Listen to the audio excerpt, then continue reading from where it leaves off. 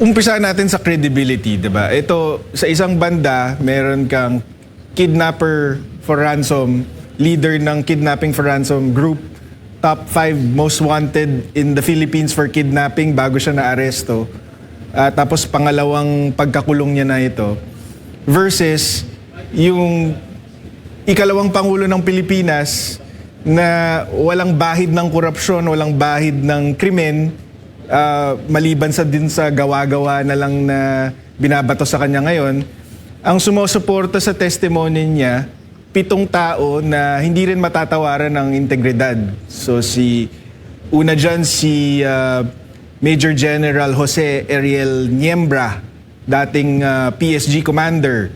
Pangalawa si Brigadier General Randolph Cabangbang, dati ding PSG commander.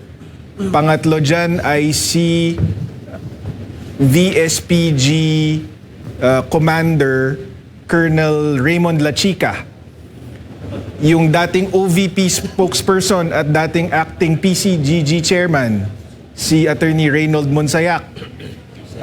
Si Lieutenant Colonel Dennis Nolasco na dating Department of Education Security Officer, at si Miss Ana Magnaye na isang events organizer based in Davao. So, kung i-compare mo lang yung credibility, wasak na wasak si Madriaga, 'di ba? At also din, kahit yung numero, kasi itong 7 to plus VP Sara, kino-corroborate nila yung mga testimonya nila eh. Pero si Madriaga, so far, mag-isa. At mukhang walang nagko-corroborate sa testimonya niya kahit isang tao.